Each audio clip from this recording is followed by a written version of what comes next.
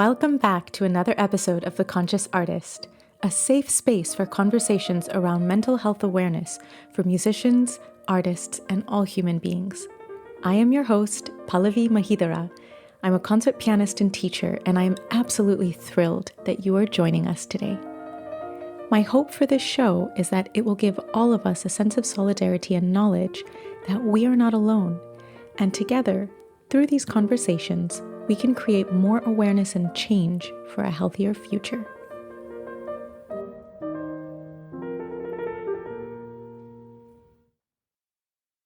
I'm joined today by Sara Ferrández, an accomplished violist and a very dear friend. Sara and I have known each other for over 10 years. We were classmates in the Reina Sofia School together in Madrid, and then in Berlin at the Hochschule für Musik Hans Eisler. And I love every time we have the opportunity to perform together. Sara has a very impressive musical resume, but the reason I wanted to have her as a guest today is because she is conscientious about physical and mental health with her instrument and actively advocates for the importance of these crucial topics.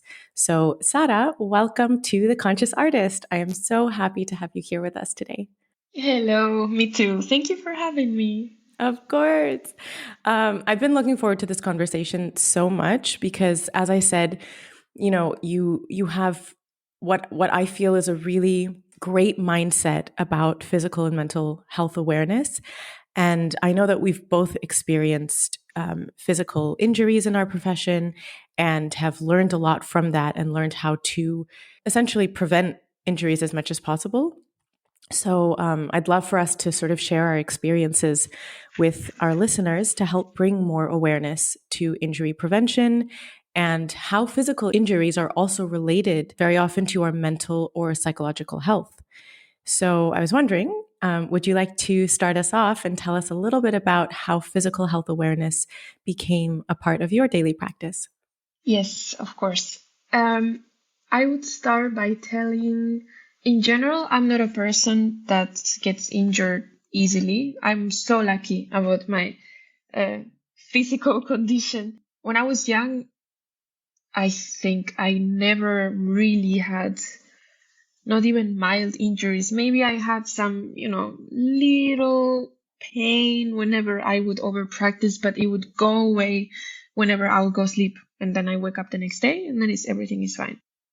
I would say my first little injury, and still I say I never had big injuries. I knock on wood. I hope never happens. But my first little injury that I was a little bit concerned happened over Christmas 2020. So not that long ago. And it sort of happened out of the blue. I had no idea. One day I woke up and my left hand just felt so like clogged, like tense, and I just had no idea why. And the problem was that it was hurting while I was playing and practicing. So I was not so happy about this, and the pain was constant. And I was doing massages and I was stretching and I was resting, and the pain was not going away. To the point that I had to go to a doctor. So that's when I realized, okay, this is really an injury that needs to be treated. And I got very scared because I never had to go to a doctor to heal a physical injury like this in my hands. So I went, and luckily this doctor was able to heal me. It was really painful, the whole process. Of course, when something hurts, it's never where it hurts. It obviously comes from somewhere else. So he was massaging me a little bit up the arm. Something got stuck, and he was able to release it. And he just gave me exercises to prevent, really easy exercises.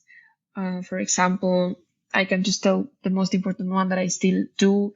You take a hair tie and then you put it around your fingers, and then you go like this, and then you hold for 3 seconds, and then you do it maybe 30 times, something like this, before practicing and after practicing. He told me you have to do this for life if you want to prevent injuries. And I was like, okay. And then I didn't have anything else until very recently. Well, I will say before I tell this other second story that this first injury came really out of the blue. I wasn't over practicing. I was, like I said, Christmas time, so I don't think it was like a very stressful situation. I mean, of course, Christmas can be stressful, but not to give you an injury, you know? So I don't, I really don't know how it came. Maybe it has another explanation. Maybe I didn't warm up. Maybe back in my mind, I was actually stressed. I will never know because since I was zero aware of it, I never gave it thought until the second one came. The second one came and it was obvious that it came. This happened few months ago. I would say 2 months ago, something like this. Even I'm in the Karajan Academy and I'm also in Kronberg Academy. And plus that, I'm preparing for a competition. And plus that, I had big debuts coming in Spain, a lot of solo performances. And I was playing with the Berlin Phil for 3 weeks in a row. And this is actually a lot when you have to combine playing in the orchestra, which is a lot of hours. It's all day. And in between, I was just practicing only, like super intensely. So I would have from 10 to 1, then from 1:30 to 3:30 I would practice, and from 4 to 6 I would have orchestra rehearsal, and then from 6:30 to 9 I would practice. And I would do this for 3 weeks nonstop. And actually, I was feeling so great because I was really motivated. And, you know, the Berlin Field is such an inspiring place to be. You get to be with the best musicians. So everything was great. I was feeling great. I wanted to practice. I was practicing. I was aware that I was doing a lot of hours, so I was stretching. Of course, I was stressed, but I tend to put that on a side because I know I have to practice. I don't like to get into the circle where I'm like, oh, I'm so stressed. Oh my God, you know, because it doesn't help. So actually, same thing happened. One day I woke up, no warning whatsoever from my body, no warning at all. Normally you can tell if something is going to hurt the next day, but no warning. And this is the most scary part for me. Next day I wake up and I literally cannot like move these two fingers. I can't, like, not at all. For a second, I thought I slept funny. Maybe I slept on my hand or something because I was like, no way, I have an injury. I think the first step is denial.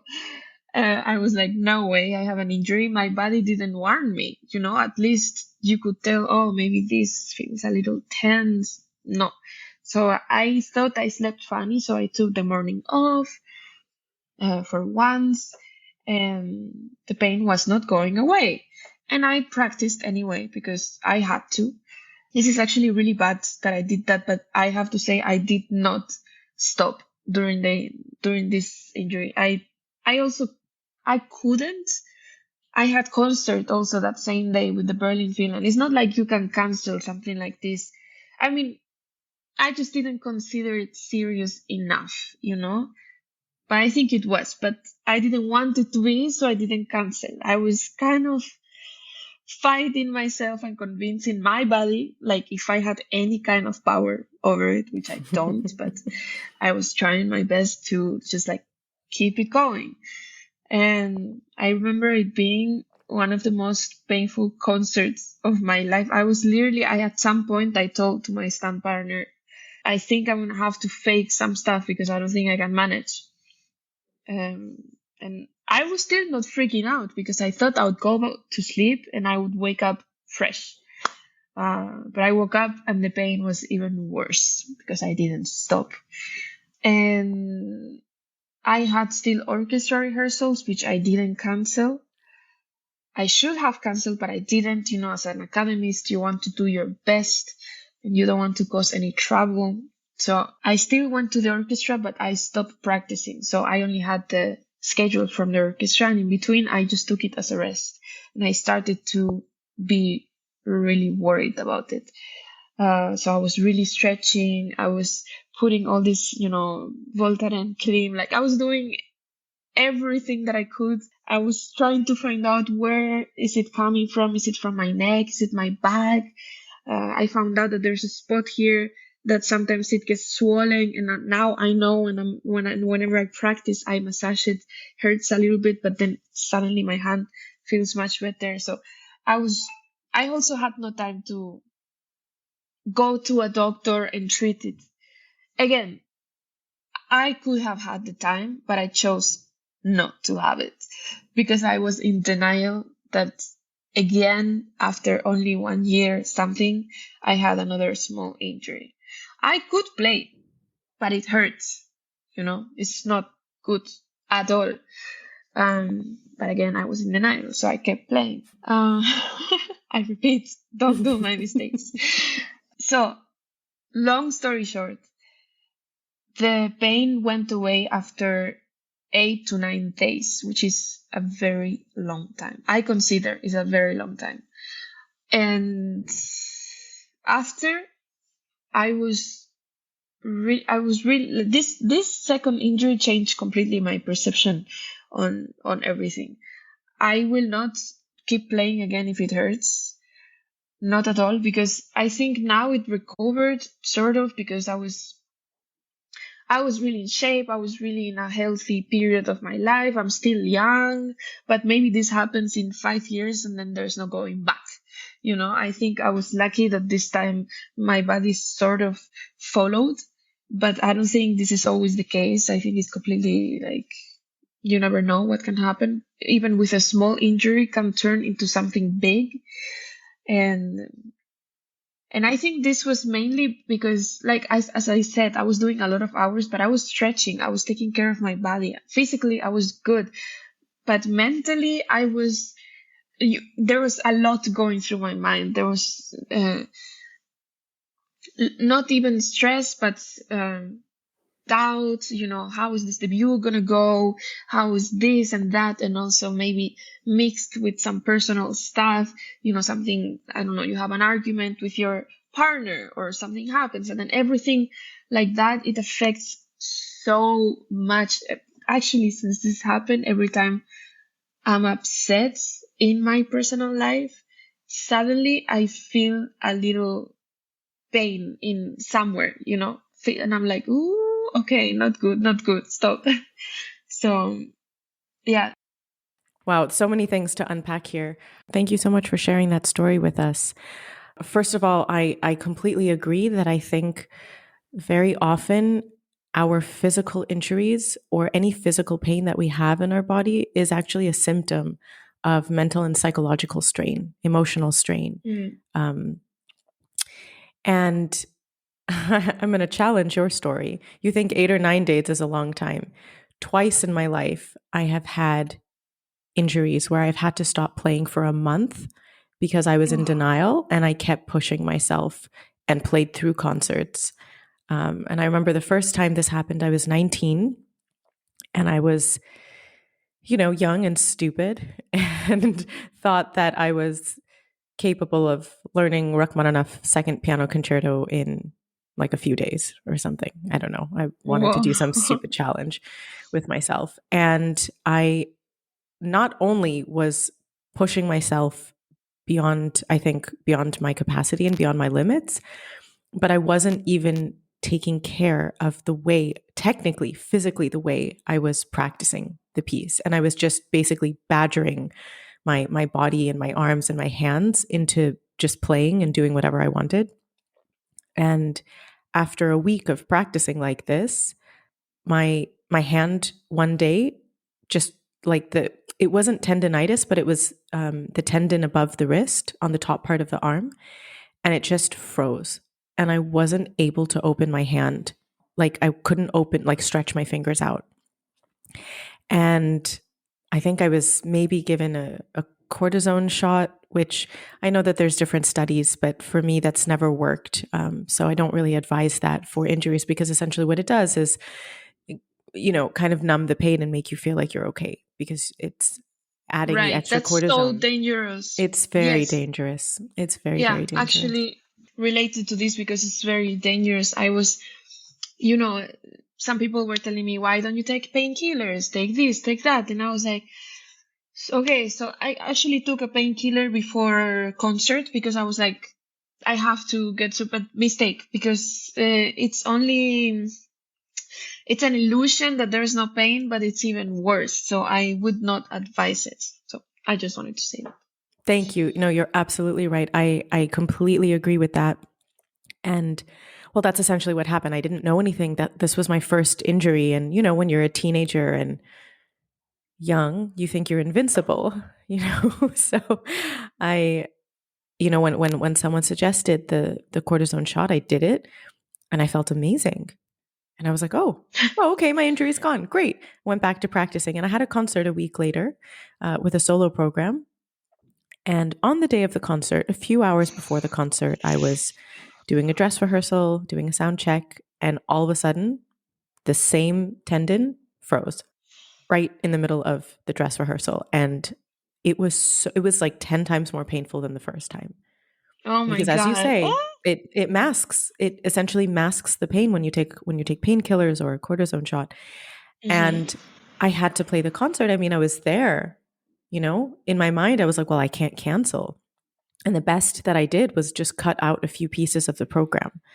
And after that, I had to stop playing with my left hand for a month.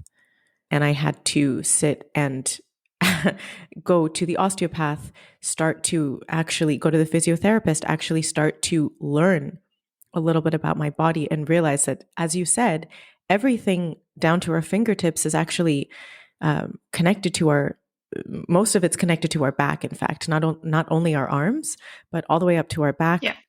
And so many different muscles that I don't even know the names of. But I mean, that was my first experience. And for many years after that, I was very careful, and I really learned, I think that experience taught me how to learn Rachmaninoff well. I have pretty decent size hands. I can reach a tenth. I can play a tenth on the piano. As our piano listeners know, Rachmaninoff's hands were ginormous. They were so huge. And his span was, I don't know, it was something like an octave and a half. It was insane. And so the way he writes for the left hand is very often with these huge chords or very large arpeggiated chords or arpeggiated sections. And if you're not constantly releasing the tension between each finger as you're moving through these arpeggiated chords, and you try to reach them or you try to maintain that tension in between, eventually you're going to essentially, well, what happened to me? My tendon froze in that position. And I mean, that, as I said, that was a really big wake up call, because I actually started learning how to practice. That was probably the beginning of learning to practice with my brain, which, one would hope that starts from the very, very beginning. But so that was the first injury. The second injury came from apparently not breathing properly, which I really want to talk about today. Essentially, again, concert time, very, very, very busy weeks, I don't know, 4 different programs and like 3 different, 3 weeks, all, concertos, recitals, chamber music, whatever. And I remember I had just arrived in Lyon, France, and I was, again, doing my little dress rehearsal for a concert. And all of a sudden, I felt this shooting pain from my shoulder blade all the way up to my neck. I don't know exactly which muscle it was, or maybe it was a collection of muscles, but essentially that muscle or those muscles froze, and I couldn't move my neck. I couldn't turn my head from left to right, up or down. And of course, when something like that happens, our bodies go into panic mode. And again, I went to an osteopath, and he basically told me, you're not breathing correctly. You are only, you're shallow breathing into your chest, which means you're not actually sending oxygen to your muscles. So your muscles are contracted and constantly tense, and then they're not getting oxygen, and then they freeze. And that was the first time I realized, I mean, we're human beings. The only way we can survive in life is to physically breathe. You would think that we would know how to breathe.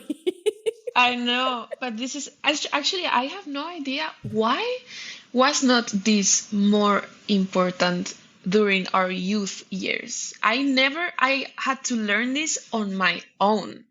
Of course, Same. there's maybe like Alexander technique, but not even, it's not something so simple yet so difficult to do properly, because obviously we breathe, otherwise we we would die, no? But to breathe from your, from your stomach. And actually now, only I would say, only from the injuries that I had, I realized this also when I have to practice 4 to 5 hours and I'm exhausted and I'm, just playing through whatever. Whenever I breathe, or when I play in concert, if I'm nervous, especially, or when I play with for somebody, if I don't breathe from my stomach, I cannot play. I literally get so tense, and the moment I breathe, that's it. If I would have known that's all it takes for you to have, like, a little bit of stability while playing, I would have started practicing that since very early age. I feel like I'm super new to this. That I only incorporated it because I started getting into meditation, and I was like, huh, I'm gonna try to do this in music, you know? Why is not this a thing? No, I completely agree with you. Actually, one of my favorite people to follow, and podcasts as well to follow, is Jay Shetty. He's a British Indian monk turned author, and I suppose motivational teacher. And he talks about, in his book Think Like a Monk, he talks about when he was training as a monk in one of the ashrams in India, that one of the first things that kids learn, or maybe even the first thing that kids learn, is how to breathe. Because our breath is what changes no matter what sort of emotional state we're in. If we're excited, our breath gets shorter. If we're angry, our breath gets shorter and heavier. If we're crying and hyperventilating, we can barely breathe, you know? Our breath is the one that's changing all the time. And we can only physically survive by breathing. And I remember in the book he talked about how, sort of how blown away he was by the fact that we don't really learn that as human beings in sort of the quote unquote normal world. And I feel like, with regarding musicians, I feel like pianists and string players, I feel like we're the ones who suffer the most with not breathing correctly. Because if you think about it, the only way you can make a sound as a singer is to exhale.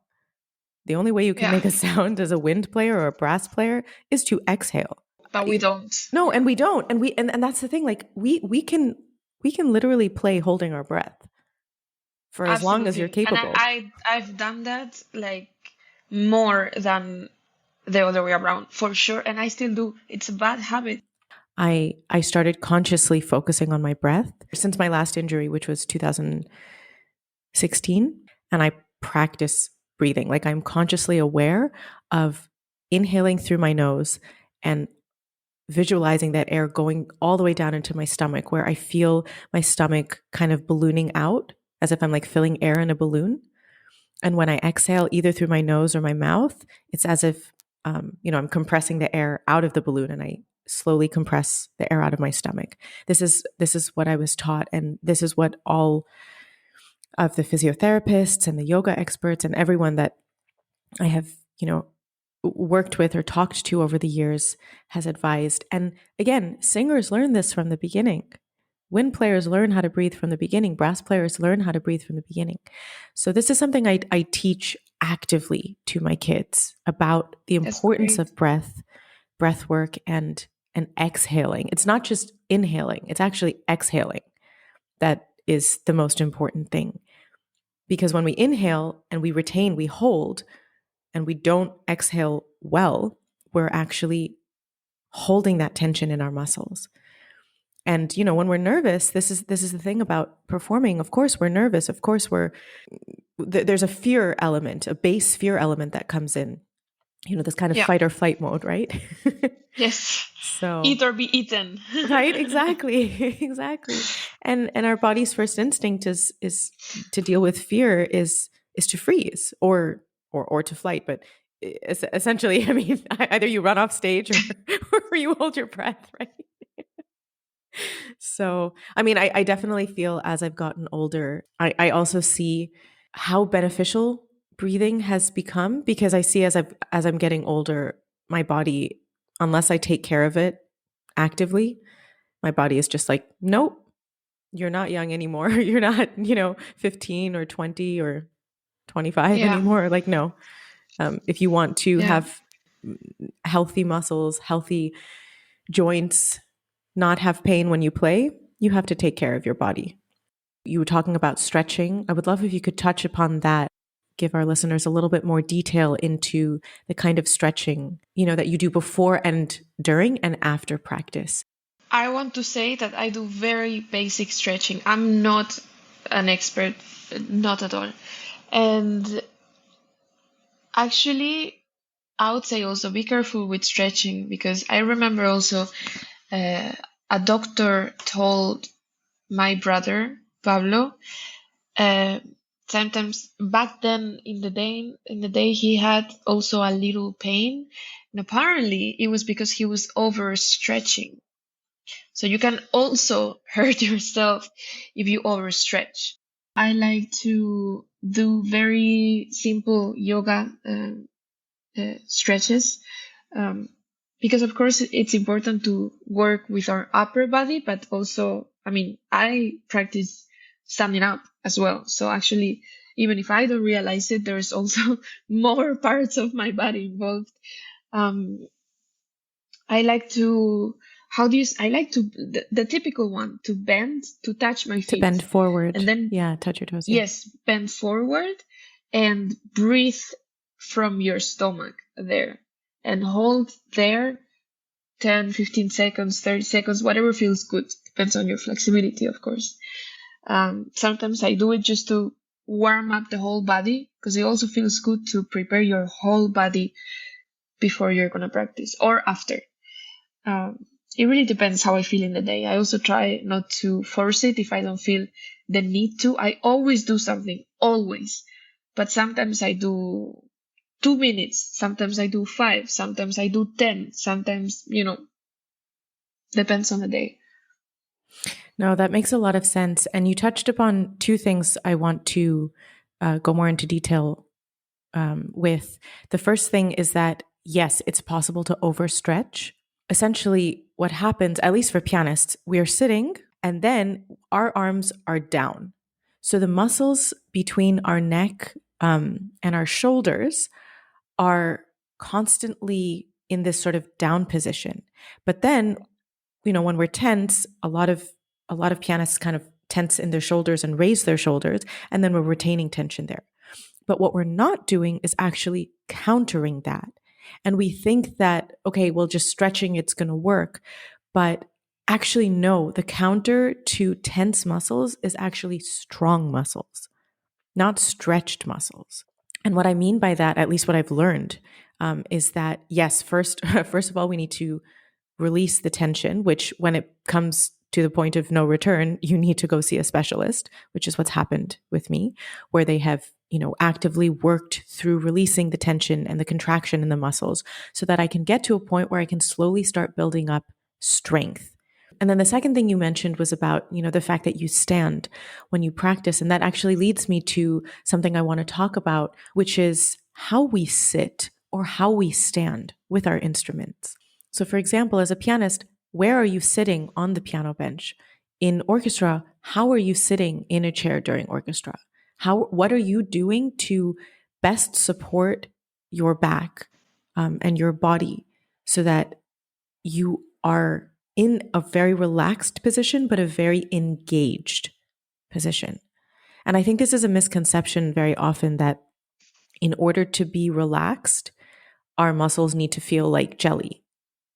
And that's actually not true. You can be relaxed and still have engaged muscles. So I was wondering if you could talk a little bit about your experience with that and how it's different sitting in orchestra versus standing. Yeah.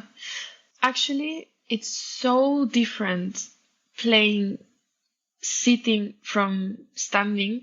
I used to practice a lot sitting when I was younger because honestly, I was too lazy. This is the one and only reason. Now I never practice sitting down because it's such a different feeling that I feel like I would have to relearn everything, my whole repertoire, because it really changes so much. Playing in orchestra, it's so hard to sit in an orchestra. It really is. To combine that, especially with your solo performances, I find it almost impossible. Not impossible, but almost. You have to be super aware of it. I wasn't. So if you're aware of it, it's easier. No, that makes a lot of sense. And you touch upon something that I think is very relevant for pianists as well. And frankly, I think anyone who sits in a chair, musician or not, most people sit in a chair all day working at their computers, right? And I think this Yeah. this idea of where's the optimal place on your chair in order to feel relaxed and feel engaged. Perhaps with pianists, the equivalence of you changing different chairs in orchestra and sitting in different spots on the stage facing the conductor. I suppose the equivalent would be us playing on different piano benches of different heights, Yeah. and for me, whenever I come across a bench in a concert that's not adjustable, or which is very rare, but occasionally it happens, there's a part of me inside that like panics a little because I know that if I'm sitting too low, I will have like huge amounts of pain in my neck and shoulders the next day because it just doesn't work for my body. And I have found an optimal height and distance from the piano that works for my body. And until I really discovered that sort of optimal position for me, I was forever struggling with feeling comfortable at the piano and feeling supported in my core, in my back, in my shoulders, and my arms, in my neck. So, yeah, I mean, it's not easy when we have to change. Yeah. It's really, I think we have to assimilate change all the time. Because for me, this is so hard, for example, because I like to really have control over things. If I practice in a certain way, in a certain angle, in a certain position, I would like to bring this to the stage, but this is absolutely impossible. And this has been a problem for me, um, to try to recreate the same angle, the same position, the same everything. So what I'm working on right now, like these days, is to just be able to be flexible, um, at all times. If I practice like this, then I can also practice like this. I'm talking more now about more specific for my instrument. Maybe put the instrument more here, maybe more here, or also when we're on stage, does my body face the audience or does my body face the conductor? Because all of this changes for me so much. I never gave it thought when I was young because it's sort of everything goes more natural when you're young. But when you start to overthink as an adult, you think about every teeny tiny thing. And my goal now as a performer, honestly, is to be able to, um, react in a positive way to change, be able to be flexible in any kind of situation, be able to play without panicking about, oh my God, this is not how I practice it. This is not the position, or this is not just to be able to not think about that and just let it flow. I love that. I think being flexible in the face of change is such a crucial element for musicians because we're constantly traveling, playing in different halls, playing Exactly. in different settings, and as pianists, playing on different instruments each time. It's very comfortable to practice in a certain way and feel comfortable at home in our practice rooms, with our comfortable clothes or whatever it is, with our tea or our coffee or our snack or whatever, and feel like, okay, I've got this, I've nailed it, I'm comfortable, I'm good. And then we get on stage and 10 million things are different. Besides the fact that we're now in Yeah. a new country or even a new continent. Yeah. Maybe we've flown, a couple hours Actually, or that's the least of our problems, right? Which is actually so different, but it's the least of.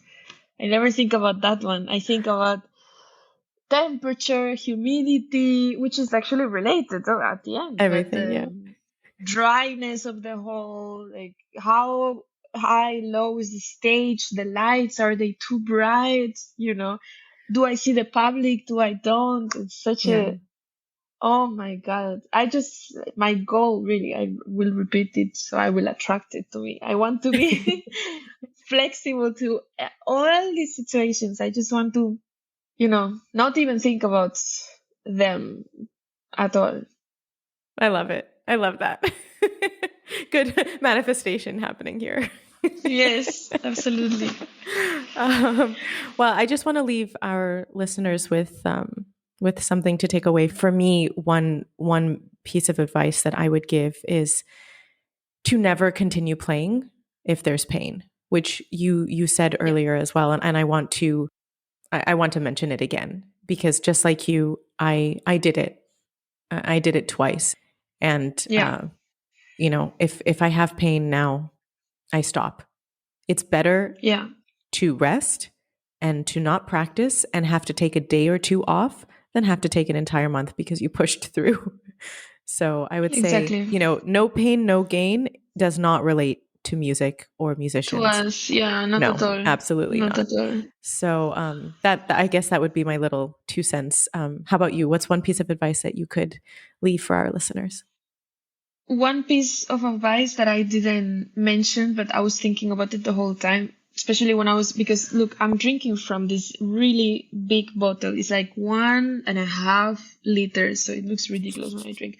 However, I wanted to mention how important it is, besides the breathing, to be hydrated at all times because it directly affects our muscles and articulations as well. I also Part of my injury, it was also because I was not drinking enough water. I was drinking coffee, but I was Mm. not drinking enough water. We must drink 2 liters of water a day. And actually, whenever I'm doing this, I get less tired when I practice. Wow. It's a thing. Like it's like this. It's so important to be hydrated. We really have to treat our bodies like, I mean, we are kind of like athletes in a way. Of course, We I'm not are comparing to 100%. to No, we really are. elite athletes. Is different. Yeah, but we have to treat our bodies with so much respect, and something so basic like drinking water, we really don't do it. That's why I like to take big bottles and make sure I drink the whole thing, which is 1.5 liters, and then I drink some more. Because Wow. when I've been doing this, I think like, oh, I will drink this in no time. And then it's like 7 p.m. and I'm only here. And I'm like, wow, that's really not enough. And I felt like I drank a lot, but it's not enough. So I think we are constantly dehydrated and we are not even aware of. And I'm doing this also because when I went to a doctor, he mentioned, did you know you're dehydrated? And I'm like, what? Because for me, Wow. dehydrated means like, like I associated like as when you're in the desert and you're dying to drink some water. But no, he told me you're constantly, like in your analysis, it comes like you're constantly not hydrated enough. Be careful because you can have Wow. another injury because of this. And yeah, so this is my important message. I left it for the end because it's very important. Wow, that's wild. I mean, yeah, we're always being told drink more water, and we think we're drinking, and we're really not. We really don't. Absolutely. Take really the biggest bottle that you can see with you the entire day, and you will be surprised that we really do not drink as much as we Wow. think. Wow. Well, thank you so much for today's conversation and for sharing your experiences and your stories. I know I really appreciate you being willing to share those stories because I know it's not easy for us as musicians to talk about our injuries for fear of looking weak, looking unprofessional, for whatever it is. And, the whole reason for this podcast is to advocate for mental health and physical health awareness, and remind ourselves that we are human and that a lot of us share similar experiences. And to have conversations about them actually helps to bring more awareness and hopefully can also bring more solutions. Thank you so much, Sara. Thank you, Pallavi. Thank you all so much for listening. I am truly grateful for the support from each and every one of you. If you would like to submit any questions or topics for us to address on the show, you can send us a message on our Instagram page at Conscious Artist Podcast. Help us to spread more awareness by sharing this episode with your friends, your colleagues, your teachers, and your students. And don't forget to subscribe wherever you get your podcasts. Sending you all so much love and strength to tackle this week, and we'll see you next Monday for another episode of The Conscious Artist.